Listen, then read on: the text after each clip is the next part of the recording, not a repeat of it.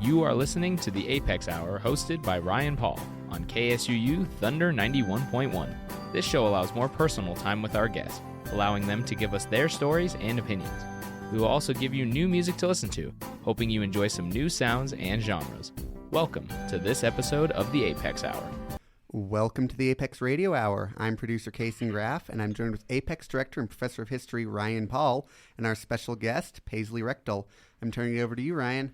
Thank you, Casey. I appreciate that. We're so excited to have Professor Paisley Rekdal here to talk with us. She is the 2024 Grace A. Tanner Visiting Writer here on campus, celebrating the new Southern Utah Book Festival, and she has been a Poet Laureate of Utah. She has written both poetry and prose, and we're so excited for our conversation today. Thank you for being here. Thank you for having me. So I want to start with a question that I always like to start with, kind of a how we get to now question, in the sense that, how do you decide to do what you want to do? I wish I did decide. I feel like mostly things come to me in the sense that I'm either given a commission, in the case of West, a translation, which was creating a poem about the Transcontinental Railroad. And it was a multimedia website where there's poetry videos and documentary poems and things like that on there. That was something that was offered to me, and I kind of ran with it. So other things are just me following my own interests and creativity. But in terms of the long arc of my career, if that's what you're asking for, it's also a bit of a surprise. I was actually trained as a medievalist. So now I'm a poet and I direct the American West Center. And I don't think anyone looking at my career would say, wow, we definitely want a medievalist to run the American West Center at the University of Utah. But, I just pursued a lot of my curiosities, my intellectual and creative curiosities. And I became very interested in the history of Utah and also the history of the American West. And eventually that took me to where I am now. But in terms of my books, every book is a different subject. So you grew up in Seattle, is that right? I grew up in Seattle, Washington. I went to the University of Washington as an undergraduate and also studied at Trinity College in Dublin. Then I went to the University of Toronto, where I did my work in medieval studies, and then I did my MFA in poetry from the University of Michigan. But I've lived in Japan and Ireland and France and Vietnam and Canada and a number of places, but largely in the West. So what did your parents do? My parents were kind of a mix. My mom was a teacher. She taught gifted kids for a little while, and then she ended up working for the Seattle public school system as an administrator around diversity issues. And my father was an administrator at the University of Washington. He was somebody who he wanted to be a professor, but he ended up running the budget for the Jackson International School. So none of us ever ended up doing what we were planning to do, I think. Which is infinitely more important, running the budget, than being a college professor. Oh, right? For sure. That's where the power is. So tell me about the conversation when you sit your parents down and say, you know what I want to do? I want to be a medievalist. They were happier about that than I want to be a poet. That at least sounded like I would end up teaching. But my parents have been sort of dubiously supportive. I think that they always wanted me to follow my academic and intellectual passions, and they just hoped I would end up being a teacher at some point. And so they got their wish in that sense. But it was years of going back home and people handing me brochures to law school. And this is kind of embarrassing but funny. Many years ago, my mother tried to get me to meet a doctor by suggesting if I went to the medical school, the Hutchin, near the university, and just eating in the cafeteria every day, I would eventually meet a nice doctor. And I was like, I don't understand how a feminist can possibly give me this advice. And I also asked her, I was like, what am I supposed to tell this prospective doctor that I meet why I'm at the cancer cafe every day? And she says, well, just tell him you're visiting someone who's dying. And I'm like, that is the worst thing I have ever heard in my life. And that was my mother's career advice for me for a little while. Well, it may have been the worst thing, but it's a great story. It's a great story, yeah. But no, I've been frustrating my parents for a long while now. So I'm always interested in in people's eureka moments. And I mean, I remember when I decided that, when being a historian was something that was obviously what I felt is important for me to do. But was there a moment that you said, I want to be a poet? I mean, was it something you read, or did it just kind of evolve? Well, before I had been writing a lot for myself. I started in high school and wrote privately, and then I took some workshops in college, like a lot of people do, and I was still writing privately and taking it seriously, like, writing almost every day, but not really telling people about it. Then I got to graduate school for medieval studies at the University of Toronto, and the eureka moment was I was still trying to write, and I had set myself the task of trying to write for an hour or two every single day. And my days in graduate school were packed. I mean, at 8 a.m., I was in Latin class and going until 5 p.m. almost every single day. So in order to write, I'd have to get up at like 3 or 4 or 5, a.m. sometimes to pursue this privately. And I was in this mouse-infested house. It was freezing cold. It's Canada. It's always cold. So I was freezing. There were mice skittering all around this room. And I was writing this sad, awful little poem. And I thought, and it was dark. And I thought, there's no reason for me to do this. This is absurd. Why am I doing this? No one cares.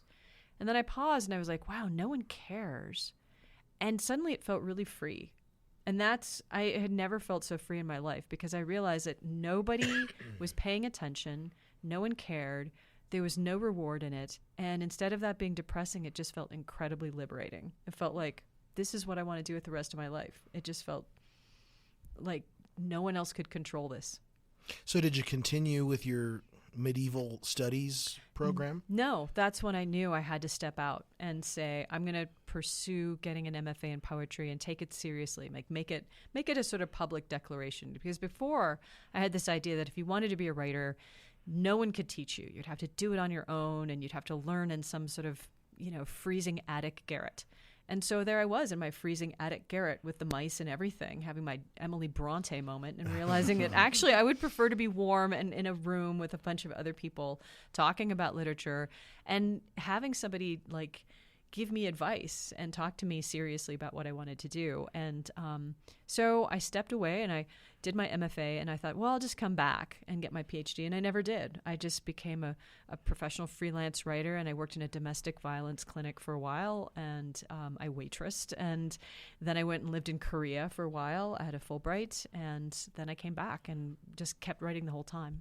So has your training or your thinking process about medievalism in any way influenced your poetry writing? Yes, actually. It's a great question, because the thing about being a medievalist, and if anyone out there is interested in medieval literature or medieval studies, there's not a tremendous number of texts. And so to be creative about how you read them, you start thinking interdisciplinarily. You look at art history, you look at ecclesiastical history, you look at military history, you look at plague history, and you put all these things together to create a worldview.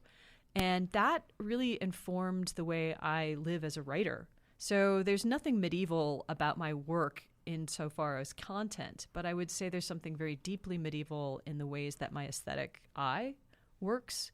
I'm always asking, how can you look at the subject from a multitude of angles? And by weaving together stories about science and history and art, along with the personal, suddenly you get a much richer, for me, experience. I feel like I'm more located in the world rather than I'm just writing about myself. I feel like I'm only interesting insofar as I'm interacting with other ideas and other movements in time. So when you write poetry, do you use a pencil? Do you use a computer? Does it matter? It does matter in a sense, because sometimes you can shock yourself into a different state of mind. I know that sounds very woo-woo, but I mean, the reality is, like, you're trying to trick yourself as a writer into getting into this unconscious kind of flow state where you don't know where you're going, and you surprise yourself into these revelations of insight and content you can't really consciously access. But practically speaking, I do write mostly on the computer because I'm always around a computer, and also I have really terrible handwriting, like such shockingly bad handwriting that at one point my husband looked at a grocery list and said, "Are you drunk? What is this? Why can no one read this?" So, and I can't even read my own handwriting.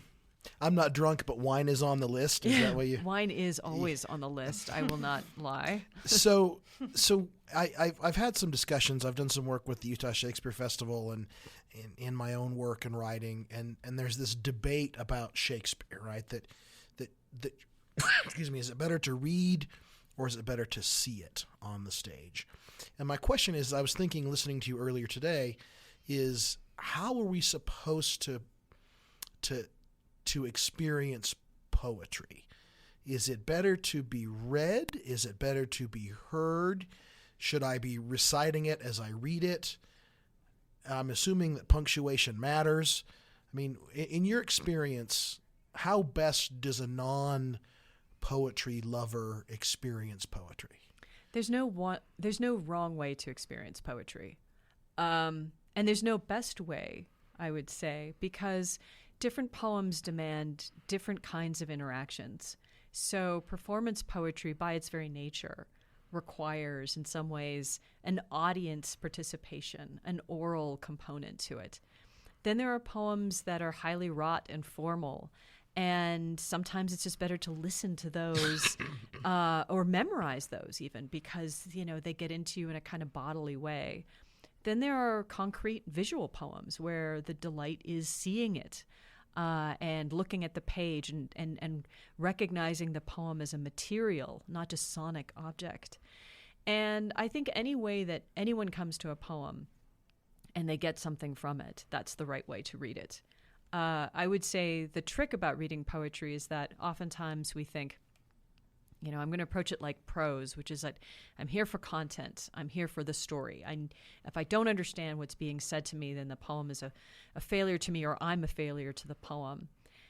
And it's about, I think, learning to read poetry is about understanding that a poem exists in a network of relationships. It's not just the words and their dictionary meanings. It's about the look of the poem on the page. It's about punctuation. It's about line breaks. It's about rhythm and rhyme. And I think people will think, all of these things mean that a poem can mean anything, because there's so many different ways of entering a poem and experiencing it. But understanding a poem or understanding a Shakespearean play that's obviously written in poetry, it's about all these things interacting at the same time. And those things start to create a meaning in their relationship to each other. So how do you teach that? I mean, I've always wondered, do you ever look at somebody and say, you don't have it, sister? Or how do you teach this idea of creating something that is inherently subjective? Well, it's a good question, and I'll just make a really disgusting plug for a book I just wrote called Real Toad's Imaginary Gardens, which is on reading and writing poetry forensically. And it's actually a whole series of chapters devoted to how do we read and write a poem from the ground up. And it comes with exercises, and it does close readings of poems and things like that. But I would say the number one thing that people have to learn about what makes a poem work is metaphor. Oftentimes, people think that just writing down what happened to them during the day is a poem, breaking up in certain lines, it is a poem. I would argue that's more of an anecdote, because what they're doing is they're just describing things. They're not actually activating the connotations and denotations of words in their fullest expression, meaning not just their literary dictionary definitions, but their cultural associations.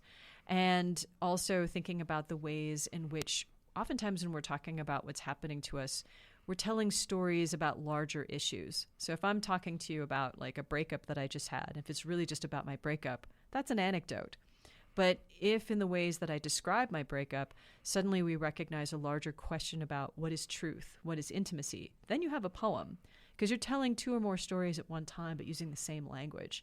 I think that's the trick of poetry, is understanding that all words have these connotations, these denotations, these cultural associations, these illusions that we all carry with us. And poets are the ones who start to figure out how to put those together in ways that make people realize they're having a deeper conversation than the thing that is immediately being described. Yeah, so where does one start? Like if someone came to you and said, listen, I don't know anything about poetry, what do you hand them? I mean, is it Shel Silverstein? Is it Johnny Cash lyrics? I mean, what is it? I don't actually give them Johnny Cash lyrics, though I think he's a wonderful lyricist, largely because with music, so much of meaning is conveyed via the tone and the rhythm of an instrument. And a written poem has to be the whole orchestra. So song lyrics oftentimes have poetic qualities to them, but to me they don't always rise to the level of a poem because they're relying on something else to provide that. So I actually start with haiku. I mean, I know a lot of people think, oh, that's what you give a fifth grader or something like that. But actually haiku, when done really, really well, they play with time and association. They have great concrete descriptions that have high metaphoric value. They're hard to write, actually, and they're fun to think about. Yeah, I'm wondering, in your experience, there are times when I tell people, what do you do? Oh, I'm a history professor and historian. And they'll always say, like, they want me to perform, right? Tell me some history fact or tell me some story. Do people do that to you too? Like, do you say, what do you do? Well, I'm a poet. Oh, yes? Well, roses are red. Yeah, literally no one does that because the first thing that people say is, you're a poet? I hate poetry. Like, there's just a very 1-2 moment. There's no pause in that. It's like telling someone you have chlamydia, but like on your face. And everyone's super happy to leave you alone. And in fact, when I'm on planes, I will often break out a book of poetry because it guarantees no one will talk to me. Yeah. That's so are you required as a poet to have a favorite poem? Like, do you have this in the back of your head if someone says, oh, what's your favorite poem? Do you have to? I really live in dread of those questions because my favorite poem, I don't have a single one. I have favorite poems and they change out a lot because depending on what I'm working on, I find myself attracted to different poets. So it's an ever-changing event.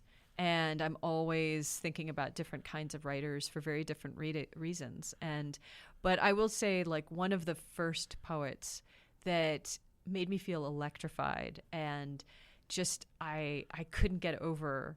I just could, and I still sometimes reading them just can't get over just the beauty of the language.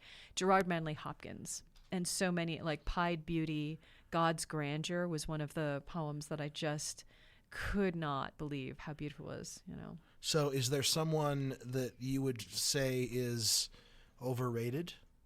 Man, you are pressing the envelope there. Oh, I'm just curious as to say, because you think like for a novice like me, when you say poets, Walt Whitman and, Captain My Captain, the ones that you learn in some 1876 reader, right? Like, what's your favorite poetry book? Oh, it's Leaves of Grass by Walt Whitman.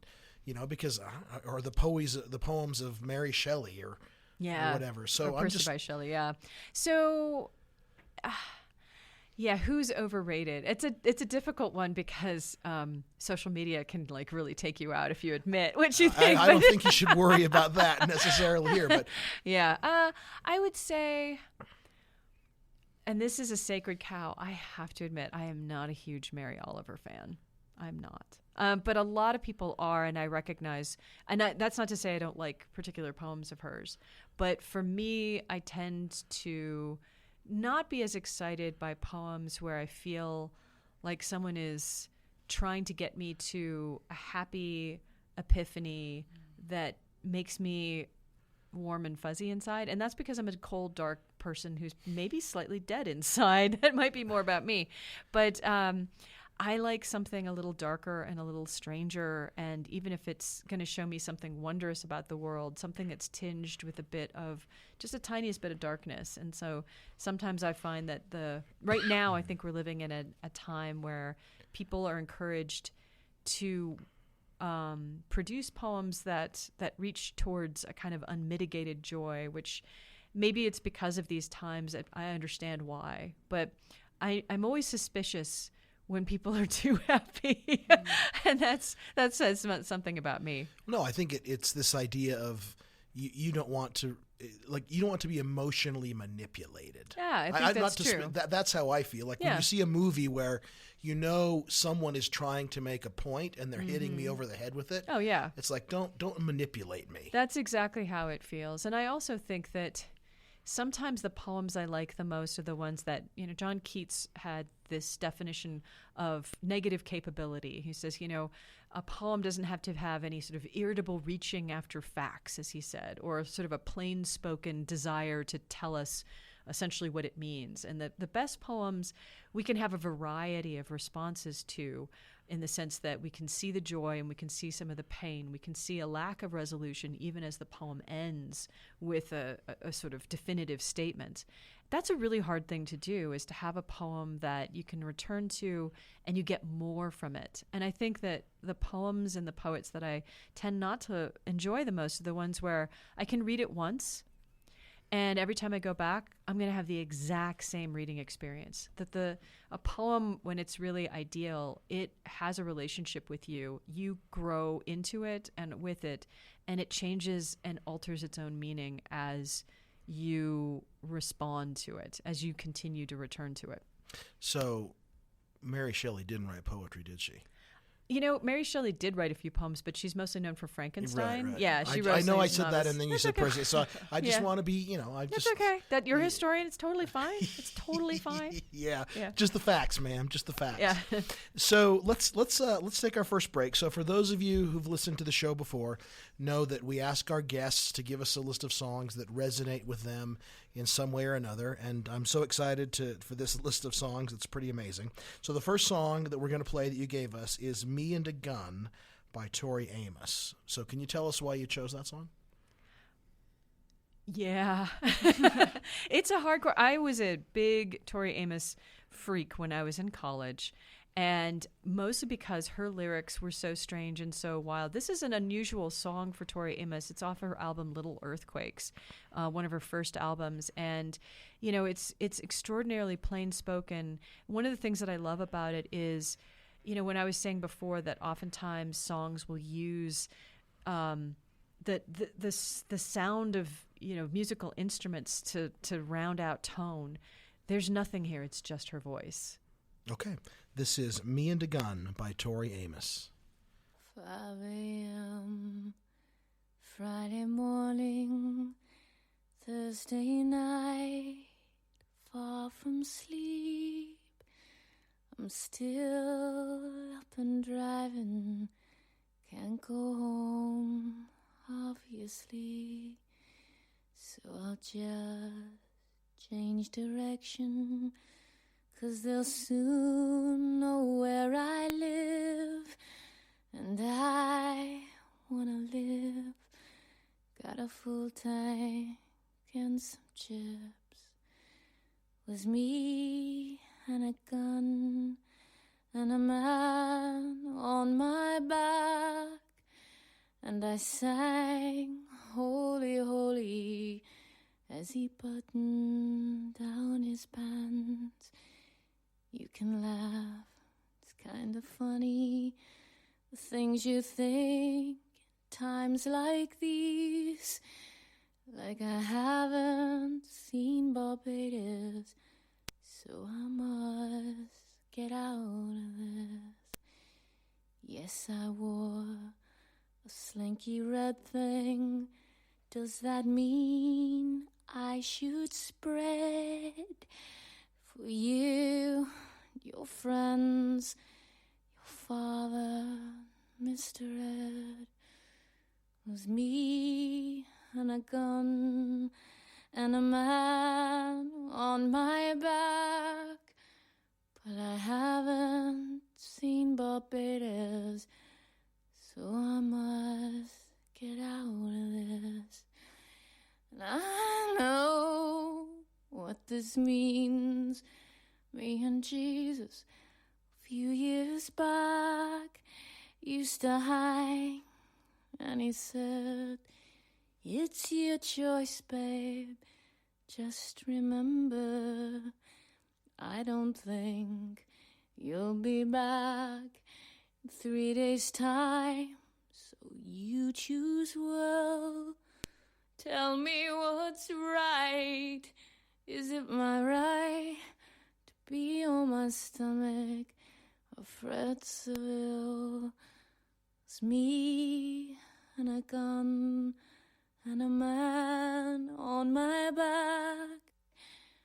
But I haven't seen Barbados, so I must get out of this. And do you know Carolina, where the biscuits are soft and sweet? These things go through your head when there's a man on your back. You're pushed flat on your stomach.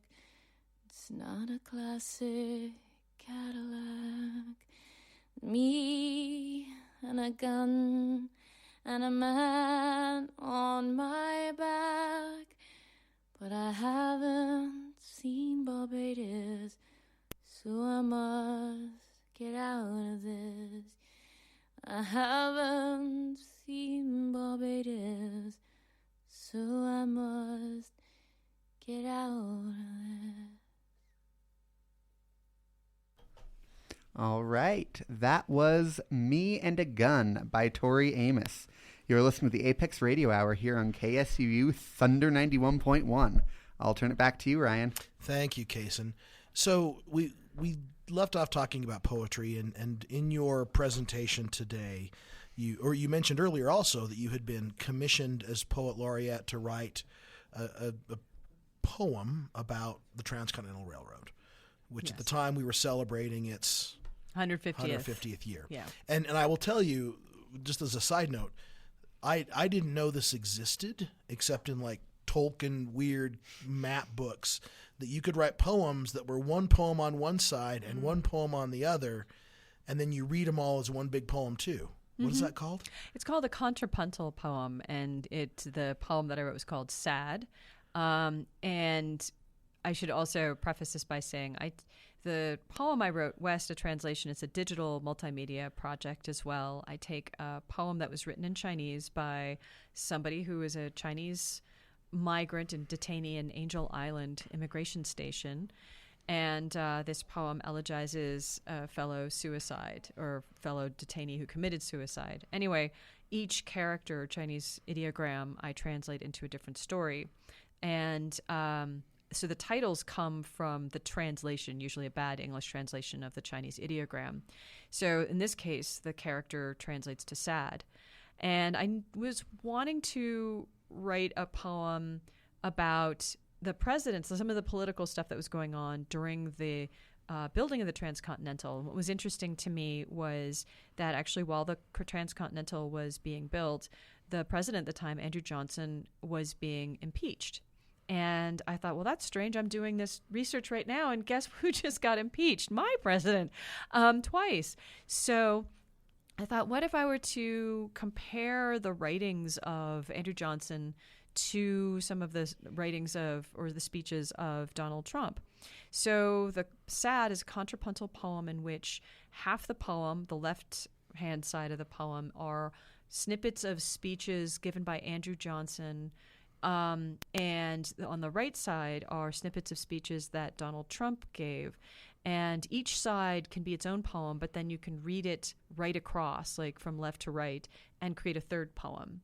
And the reason it worked, I think, was because it turns out that Andrew Johnson and Donald Trump had a lot philosophically in common around immigration and race. Andrew Johnson would say things like, I would send every Negro back to Africa. And, of course, Donald Trump is, saying we want to deport every illegal immigrant. Both of them had this idea that America was a country for white men. And it was really interesting. It showed up in the speeches over and over. So, what it showed, the contrapuntal form actually revealed that, even though one speech is taking place in like 1868, and the others are coming out in like 2018, 2016, there was not a lot of historical movement between some of this thinking, which I thought really reflected the title, Sad. Yeah, it's interesting. Whoever came up with that idea what is it? Contrapuntal form. Contrapuntal form it blew my mind. Yeah, and I wish I could claim it, but many poets, I don't actually know who actually came up with it. I know Tahimba Jess, if you like that form, he wrote this fantastic book called Olio, and it's entirely, I shouldn't say entirely, but there's a lot of contrapuntal poems, and he's thinking about, African-American musical history in particular, and having different people sort of sing or speak to each other across time periods. Olio. Olio, yeah. Like the margarine stuff, right? With an I, though. Olio. Oh, and okay. that means sort of a call and response poem. Cool. And what was interesting is in my students in the survey class that I teach, we had just yesterday talked about Andrew Johnson. That's the end of that module for their test is reconstruction. Oh. So I was just fascinating to me. So first of all, where did you find that Chinese poem to start with? So these poems are carved into the walls of Angel Island Immigration Station. And I knew about those poems' existence because I teach Asian American literature. And I also knew that there was a book called Island, which is a sort of anthology of all of the Angel Island poems in Chinese, and they were translated into English as well. So when I realized I was going to try and write this massive poem about the Transcontinental Railroad, and that maybe I could access formally all of the different stories of the workers by taking another poem and sort of, using it as a jumping off point, I went to Island and looked through the anthology to find what poem would work. And what I chose was a poem that had this word terrace in it. And that was really important because Terrace is one of the ghost towns along the old transcontinental line. It's very close to Ogden. And I had visited Terrace, and I had walked around that ghost town and gone to the cemeteries around that area. And when I saw that, I thought, well, this is my poem. And then the more I researched it, the more I thought, wow, this is a really important poem because it's one of these two poems that is elegizing somebody who committed suicide while they were in detention in Angel Island. And I thought, it's interesting. I was asked to write a poem to celebrate the Transcontinental, but a lot of people died building it. A lot of people lost their lives building it, and a lot of people were displaced, right? Lots of nations, lots of tribal nations were pushed out of their ancestral homelands for this to happen. And so we can look at the Transcontinental as a kind of series of paired events. We can say it was a triumph of industry and it was a disaster of domestic policy. We can say it was an incredibly important innovation, and we can also say it was fueled by racist ideology that allowed certain workers to be massively exploited and people to be killed in service of this. So it was a double-edged sword, and I wanted to acknowledge that. And when we think about the elegy, it too is something that does more than one work. On the one hand, an elegy is something that mourns somebody else. It's a poem of mourning. But in our mourning, I think it's important to recognize that mourning is itself a form of remembrance. And we don't mourn just anybody. We tend to mourn people who represent the values we want to preserve as well. And I think that's important as well. It's like elegy is a communal speaking into existence, and it's a communally shared memory. And I think that that's what a good history finally is. Yeah, I think it's I talk to my students that when you study history, that two truths can exist at the same time. It's true, yeah. And I think that's, and so I'm fascinated by how you do this, and I'm interested. I mean, in some ways, they ask you to do this, and I think many of them are expecting you're going to write some celebratory ode to the power of the railroad and the trains coming down the track kind of thing. But as I've explored West, it is a celebratory work in a way of telling stories that have not been told. I like that, and I appreciate you saying that. I mean, I think there was an aha moment I had when writing the poem where I was out there walking along the Transcontinental Railroad itself. And it's one thing to read about the Transcontinental. It's another thing to go to that physical place or to any part of that physical place, especially in Utah. This is really desolate territory. There's no trees. you are out there exposed to the wind and the weather. And these are people who are building by hand this incredible network across the country. And you can think a lot of negative things about the transcontinental, and I certainly was. I recognized that the state wanted me to write a poem of a kind of propaganda, and I realized that in writing something negative, I was writing my own propaganda back. So it was really important to have that aha moment where I got there to the transcontinental site, walked around, and I was actually awed by that work, because I thought, wow, that would have been excruciating. That would have been just unbelievable to do something like that.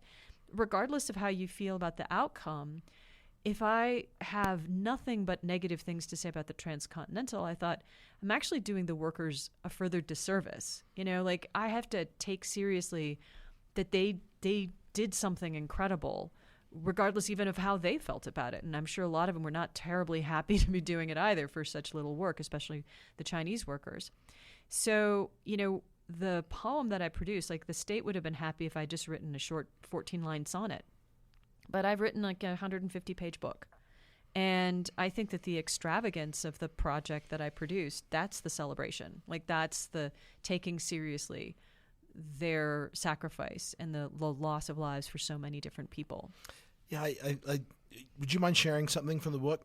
So I think one of the things that, in your presentation earlier today, you gave this, laundry list of topics, and people threw things out there, and obviously they threw out the ones that seemed to be the most tantalizing in some ways. Mm-hmm. But I'm fascinated in my own work on the transmission of color, specifically by African Americans and African American porters, specifically in Ogden. I think Ogden is one of the great cities of Utah, and I would even argue in the Intermountain West. But would you be willing to share the poem about the porters and provide some context? Yeah, so, I'm glad you wanted to hear some part of this poem, and it's a long poem, so I'm just going to read a couple of sections. So I wanted to think about all the different ways that the transcontinental and railroads in general changed American culture. And if railroads were a negative force for Chinese workers, they are really a positive force for African Americans, but they also came with some costs as well. I was interested in the African American porters and their union, the Philip A. Randolph Porter Association. So I found these archives that luckily they were digitized, because most archives, I was doing my research during the pandemic, so I couldn't actually go anywhere. But these ones were oral histories from different porters who had been in Randolph's union but had worked on the trains, and some of them had been on the transcontinental too. And they had a real love-hate relationship with their labor. So I'm going to read a couple that really struck me. The poem is called You. That's the translation of the Chinese character. And I start with one question. And why did you work for the railroad? You. Some of the outstanding citizens in Memphis was the Pullman porters. Back in 43, one outstanding undertaker in Memphis had an accident with an old white guy. The white guy ran into him in his Cadillac, and the cops started whipping this man, saying, "Boy, what are you doing running into this man's car?" And the white guy said, "It was my fault, but the cops just kept beating him." So I said, "An outstanding citizen like that in Memphis, what is there for me?" From what I'd seen and heard from my grandmother, which raised me, incidentally, she was 8 when the Civil War started, I had a very good moral background. She taught me, don't get out there and antagonize white people. You got that fear into you. You travel. And I want to read a couple more from this, because these are all different voices of the different porters. And this one really struck me. This is a poem in this, man's voice. And I was thinking about the ways in which the union made them a really powerful force to reckon with, but that came with a danger as well. So I say to them, I'm a railroad man. Why can't I stay down at this $10 million YMCA they built on 44th Street? Well, they said, we ain't never had men like you up here. But I don't give a damn. This is a YMCA put up just for railroad people. I'm as good as an engineer. I'm as good as a brakeman. I'm as good as a conductor. I'm as good as the president even of the railroad. So I picked up the fight, and I won that fight hands down. Oh, I had to get real radical. And you know, from that night on, I broke in there. Black railroad workers stay with comfort. They have a library, pool hall, game room. They have a cafeteria. When you open the door, that bed is spotless. I broke the same thing down in New Haven. It wasn't tough because I'd cracked New York. That's why my wife tells me, Chico, if you'd stayed on the railroad, they would have killed you. And this is the last one that I really love. This is another speaker. I didn't tell you about our youngest son. He is a handicapped child. 31 and he ain't never called me daddy yet. But I love that boy like crazy. Boy, I'm telling you, I'm crazy about that boy. We moved him out from Brockton in September. You can see the blood on this fist. You can't see blood, but there is blood upon this fist.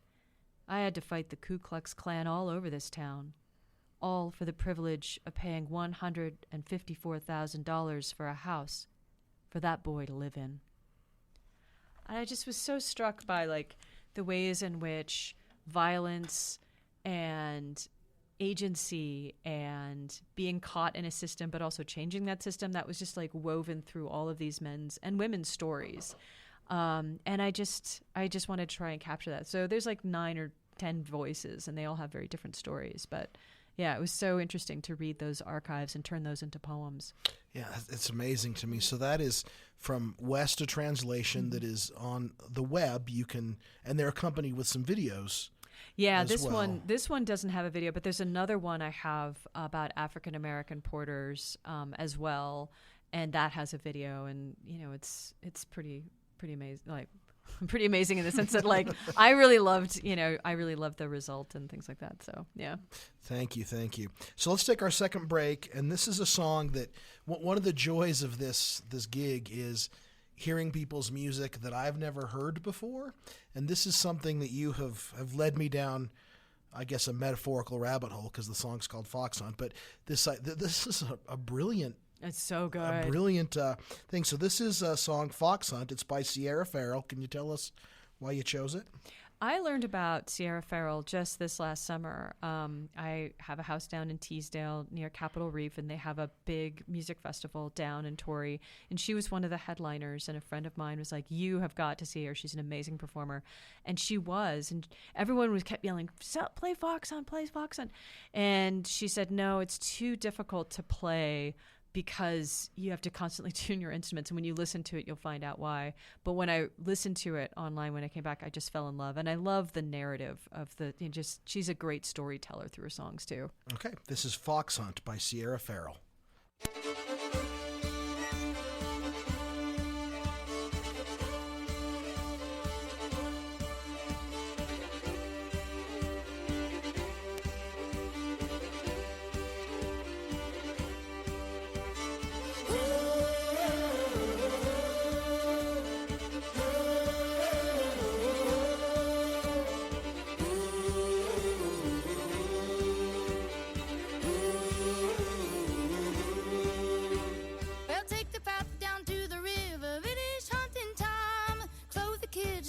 Children know the meat is fine. Don't let them dogs out of your sight. Don't let this slip through your hands. Just chase that fox down through the pine, through the cold river bend.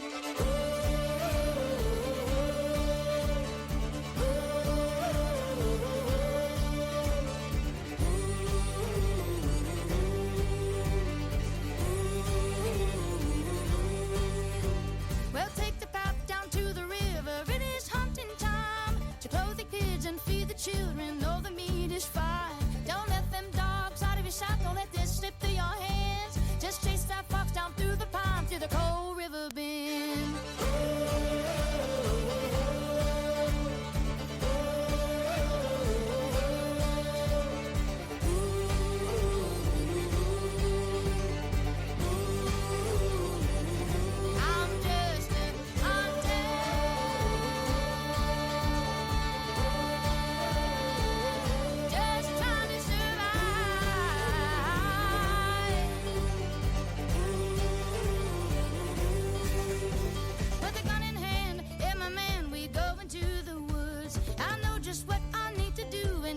Understood. Rumbling belly, shaking limbs, we're gonna try and make a stand. No, we're not going anywhere without a prize from the land.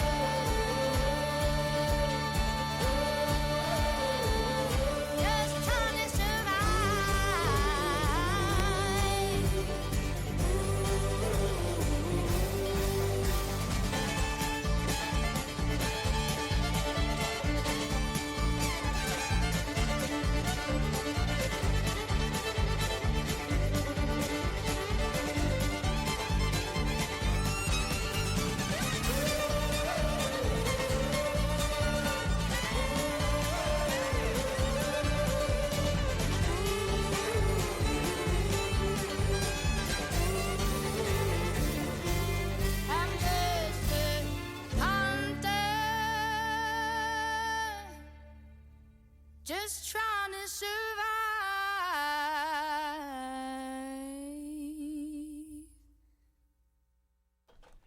All right. That was Fox Hunter by Sierra Farrell.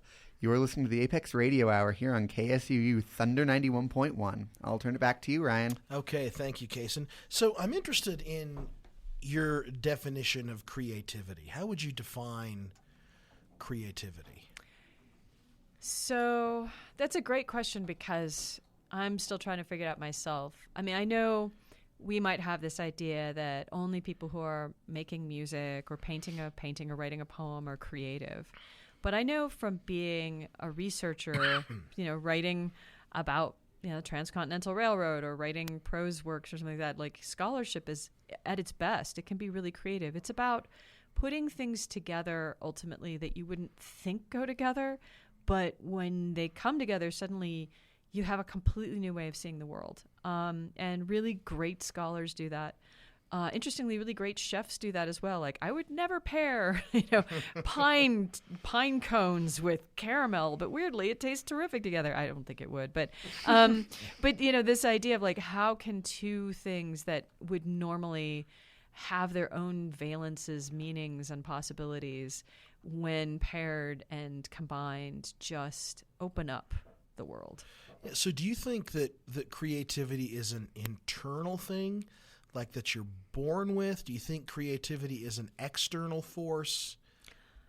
I think everyone is born with creativity. I really do, because otherwise, if we didn't have creativity, we would all be getting hit by cars and we would just be dying all the time. I mean, part of just staying alive is being able to respond quickly to things that are happening to us, good things and bad things, and being able to be quick problem solvers. So all of us have that capability. I think that we are taught over time to be less creative and more productive. And I think that's depressing. I mean, I think we're told all the time that, you go to school so you can study this thing that will immediately lead to a particular job that does that one thing. And it makes us less and less likely to pursue things that maybe we don't necessarily have a great relationship with immediately, but then will inform a new way of seeing the world, and we can put it with something else. I mean, this is why the humanities is sort of failing. Like we keep telling, kids, oh, STEM, STEM, STEM, because it's where all the jobs are. And it's true that jobs are in STEM, but the reality is like any job, to succeed at that job, you have to be a creative thinker. You have to be somebody who can process tons of different kinds and types of information and come up with a holistic worldview from that. And that's creativity. And so the arts are actually fundamental to getting out of that out of that siloed way of thinking that we encourage people into. So I would say that the external world tries to make us less creative over time, at least depressingly so in higher education, I feel. Yeah. We can teach you how to be a chemist, but the humanities can teach you how to be a better chemist. Yeah, I mean, we had this little joke running in our advertising at the University of Utah, which is like a scientist can tell you how to make a dinosaur, like reanimate one, and the humanities can tell you why that might be a problem. Just thinking about the consequences of all these things. So we've been talking a lot on campus for the last couple of years with students about anxiety. And do you have a relationship in some ways between anxiety and creativity? Does your creativity lessen your anxiety, or does it heighten it? Well, it's funny because I would say West is the product of anxiety, because when someone asks you to write, usually when I write a poem, it's just for myself. It's rare that I get a commission and someone says, especially like the state of Utah wants a poem. So when that did produce a lot of anxiety, and that did fuel my creativity because I had a deadline. I had an audience. Most times you're writing and there's no sense, especially if you're writing poetry, there's no sense anyone's going to read this. But in this case, I was like, wow, I could have angry people reading this. So I had to, that anxiety actually fueled me to produce better and to think about all of the different people I would be speaking to and about. But in terms of soothing my anxiety, like I don't feel like myself unless I get regular writing time. I just don't. But I will say I don't think of art as therapeutic ultimately, because oftentimes what happens to artists and writers is that they have subjects they go back to. Speaking kind of personally, one of the other reasons I chose that Tori Amos song, Me and a Gun, I myself have been a victim of sexual assault. And I didn't know how to write about that for a really long time. I ended up writing a long piece about it in a collection called Nightingale. And, one could hope that writing a poem about being assaulted and attacked by a stranger would make me feel better, or that somehow that had been resolved. And it doesn't. It gives me language in which I can describe that assault. But I don't think that the fear ever goes away. And I don't think that every once in a while a sense of dread does not overcome me and shame. But it does lessen it. And I think that there is a power in having control over narrative, that even if it doesn't resolve the issue, the trauma in the past, allows you to say, I can put it into memory and into a grander sweep of a life so that it can't control me. I think that's the best it can do. Yeah, I think that's, how do you know when you're done? Well, sometimes an editor comes and takes things away from you, and that is probably one of the happier days of your life. But oftentimes, I know I'm done with a collection of poems when the voice in which I'm writing the other poems doesn't sound the same, and the formal thing I'm playing with no longer appeals. I know I've moved on, and I don't know how I've moved on. I don't know where I'm going. With an individual poem, I know I'm done to a certain extent when I can read the poem, and I read every draft I write out loud so I can hear the flaws in it. And if I can read it all the way through and feel no flaw and feel like I'm okay with it, then I know it's done. Thank you for that. Let's take our last break. All right. And I'm going to change it up a little bit.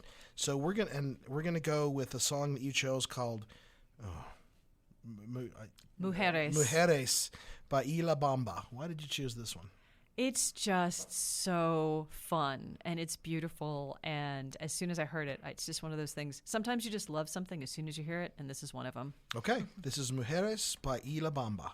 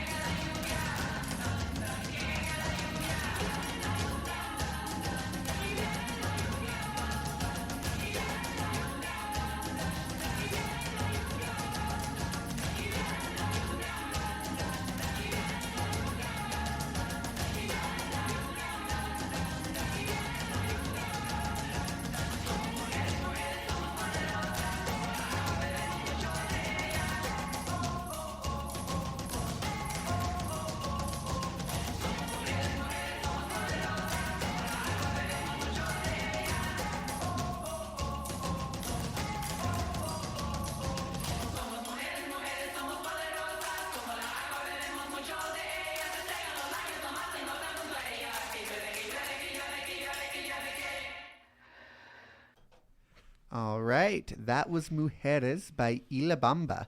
You're listening to the Apex Radio Hour here on KSUU Thunder 91.1.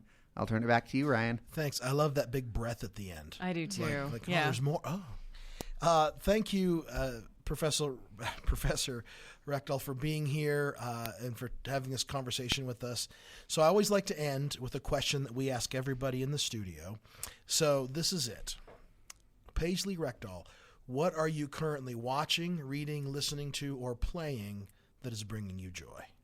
All right. I'm going to admit something humiliating because, all right, I am PEN America's Utah chapter leader. And for those of you out there in the world that don't know what PEN America is, we fight for First Amendment rights. We fight against book banning.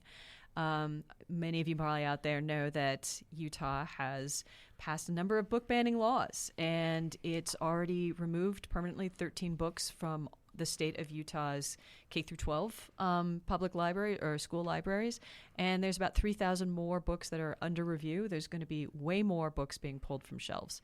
This is a long preamble to give a kind of moral reason for why I'm reading what I'm reading.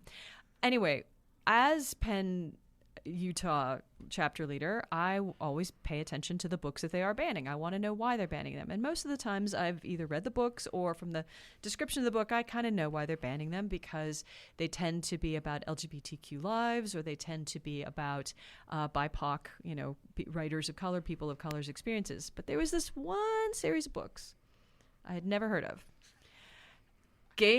Court of Thorns and Roses, the ACOTAR. I had never heard of this, and it kept showing up, all over. So I said, "All right, I'll what is this? What is it? It's about fairies. What is it?" So I read it. There's 9 of these books. There's a lot of these books. And I have to say, every once in a while, you're like, ooh, the right might be a little right on this one.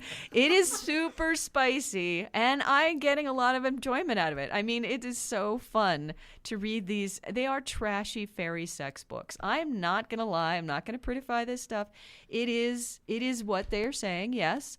But I will defend the books in the sense that I think that a lot of high schoolers could handle this material. They're certainly seeing much worse on videos, and they're certainly reading much worse online. I wouldn't put it in the shelves of middle school libraries. I think they're completely right, but no librarian would. That's what's quite interesting.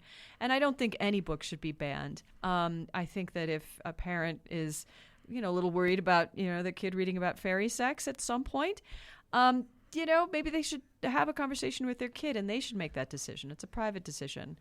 But that series, as kind of trashy as it is actually also a lot about female empowerment. And it's also a lot about people choosing their own destinies and people getting over traumas, actually. It's about people surviving war. It's about, civilizations ending and changing and how people make our lives after that. Is it the best written thing I've ever read? No. But is it giving me some sort of pleasure? Yeah. Weirdly? Yeah. So I'm going to end with that. Perfect. ACOTAR. Good for you. All right, thank you. Kate Scherer, what are you currently watching, reading, listening to, or playing that is bringing you joy? My roommates and I recently have been watching all of the different Halloween season movies. So we've watched Scream, we've watched Hocus Pocus, we just watched Nightmare Before Christmas and Corpse Bride. So we're kind of getting into that realm, and it's just get me more into the Halloween spirit. It feels good because I only watch these movies once a year. So it's fun to kind of get back and watch those ones. Cool. Interestingly enough, The Nightmare Before Christmas is the movie I have seen in the movie theater more times than anything else. Wow. 7 times. Because it's been released multiple times. Yeah. Huh. All right, we're so excited now because Lauren Bird in person is here with us after 6 weeks of not being here because she's in, a class. So, all right, Lauren Bird, what are you currently watching, reading, listening to, or playing that is bringing you joy? So I've been rereading the Six of Crows series. It's kind of a fantasy heist, and it's been really fun revisiting all the twists in that series and the fun banter between the characters. Yeah. And who's that by? Lee Bardugo. Oh yeah. Yeah. Great series. That's another name that I keep seeing. So you read something other than Brandon Sanderson? Does he know that? Yes, I do read stuff other than Brandon Sanderson. Okay, cool. All right, Case and Graff, what are you currently watching, reading, listening to, or playing that is bringing you joy? So last week with Homecoming, I'm going to filled my bong for a second. Last week with Homecoming, it was ABBA themed. So I've been on ABBA kick for the last week or so. It's been really fun. That is listening good. to all these songs I haven't listened in a while. So yeah, that's what's been bringing me joy. All right, Ryan, what are you watching, reading, listening to, or playing that is bringing you joy? Well, as it is the season, as Kate just mentioned, it is time for one of the great all-time, complete, the paradigm of art and music and well-writing all put together. It is the amazing, it's the Great Pumpkin, Charlie Brown. the highlight of all American culture. You know, it's got everything that you could ever want to learn how to be a human being. So that is what's bringing me joy. It's a Great Pumpkin, Charlie Brown. So with that, we want to thank our guest, Professor Paisley Rekdal from the University of Utah, a former Utah Poet Laureate. Thank you for being here. Please check out West, a translation, either in print or on the web, and explore our common humanity. And in the words of the great American poet Bill Withers, I wish you well. Thank you. So I wish you well. So we're going to go out with your final song, Not Strong Enough by Boy Genius. Will you tell us why you chose that? I have no good reason except I just love it as well. And it's beautiful. All right. So this is Not Strong Enough by Boy Genius. Thank you for listening, and we'll see you next week.